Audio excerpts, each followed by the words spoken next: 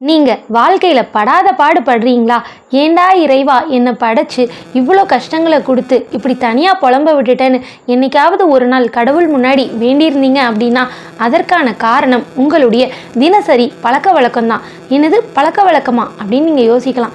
நிச்சயமாக ஒருத்தருடைய வாழ்க்கையில நாம தெரிஞ்சோ தெரியாமலோ செய்யறது பாவக்கணக்குலையும் சேரும். நாம தெரிஞ்சு செஞ்சா அது தப்பு, தெரியாம செஞ்சா தவறு. இப்படி எப்படி செஞ்சாலும் அது நம்மளுடைய வாழ்க்கையை மட்டும் அல்ல, நம்மளுடைய அடுத்தடுத்த சந்ததியின் வாழ்க்கையையும் நிச்சயமாக ஒரு கலக நிலைக்கு கொண்டு வந்து துன்பத்தில் ஆழ்த்திரும். முதல்ல வீட்டில் ஒரு சுப நிகழ்ச்சி நடக்க போகுது அப்படின்னா நம்ம ஜாதகத்தை எடுத்துகிட்டு போய் பெரியவங்க கிட்ட ஜாதகம் பார்ப்போம். அப்படி பார்க்கும்போது இந்த ஜாதகத்தில் தோஷம் இருக்குது அப்படின்னு சொல்லிட்டாங்கன்னு வச்சுக்கோங்க, நமக்கு எப்படி இருக்கும்? சரி, இந்த தோஷத்துலேயும் வகை வகையாக ரகரகமாக வச்சுருக்காங்க. அதில் முக்கியமான தோஷம் பித்ரு தோஷம். அதால் ஏற்படக்கூடிய பாதிப்பு ரொம்ப அதிகம். ஒருத்தர் வயிறு எரிந்து சாபம் கொடுத்துட்டாங்க அப்படின்னா அந்த சாபம் 7 தலைமுறைக்கும் நம்மை பின்தொடர்ந்து வருத்தும் அப்படிங்கிறது சாஸ்திரத்தில் இருக்குது. சரி, ஏன் தோஷம் உருவாகுது அப்படின்னு பார்க்கலாம். நாம் தெரிஞ்சு செஞ்சிருந்தாலும் தெரியாமல் செஞ்சிருந்தாலும் நம்மளுடைய சொல், நம்மளுடைய செய்கை யாரையாவது புண்படுத்தியிருக்கும். அது நமக்கு தெரியாமல் கூட போயிருக்கும். ஆனால் அவங்க கஷ்டப்பட்டு கண்ணீர் சிந்தினாங்க அப்படின்னா அது நம்மளுடைய பாவ கணக்கில் சேரும். அந்த பாவங்கள் தான் தோஷங்களாக மாறுது.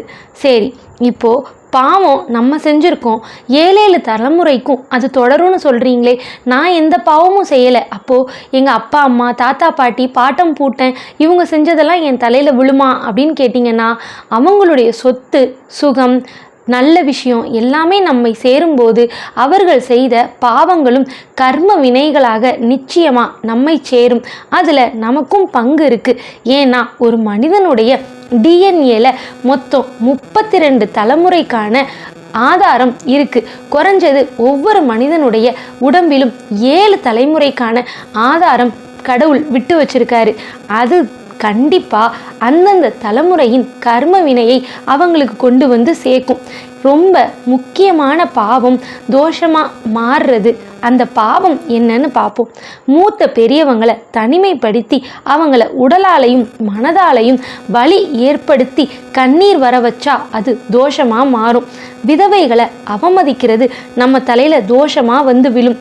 மற்றவங்களுடைய பொருள் சொத்து இதெல்லாம் அபகரிக்கணுன்ற எண்ணம், அபகரிக்கிறது ரெண்டாவது, அந்த எண்ணம் வந்தாலே நிச்சயமாக அது பாவ கணக்கில் சேரும். சரி, அதுக்கப்புறம் முக்கியமான ஒரு விஷயம், நல்ல ஒற்றுமையாக இருக்கக்கூடிய குடும்பத்தில் நம்மளால் ஒரு பிரச்சனை வரவே கூடாது. முக்கியமாக சந்தோஷமாக வாழக்கூடிய கணவன் மனைவி இல்லறத்தில் மற்றவங்களால் பிரச்சனை வருது அப்படின்னா அவங்களுக்கு பாவமாக அது சேரும்.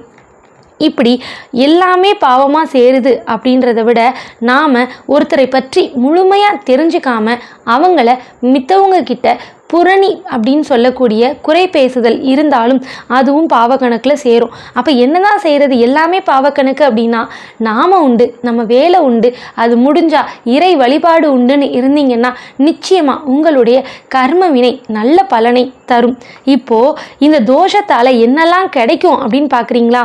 அந்த குடும்பத்தில் குழந்தை பாக்கியம் இருக்காது, பண பிரச்சனை அதிகரிக்கும், மனக்கவலை ஏற்படும், வறுமை உண்டாகும், தீராத வியாதி வந்து சேரும்.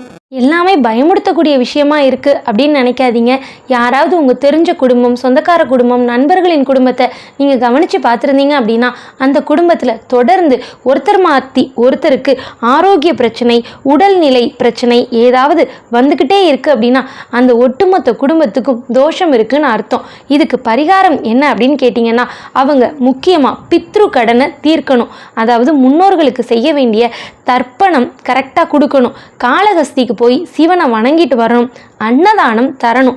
தன்னுடைய தவறை திருத்தி இறைவனிடம் மன்னிப்பு கேட்டு இனிமே அது நடக்காதபடி பார்த்துக்கணும். இப்படியெல்லாம் பண்ணணும் அப்படின்னா நம்மளுடைய வாழ்க்கை நிச்சயமாக ஒளிமயமாக சந்தோஷமாக இருக்கும்.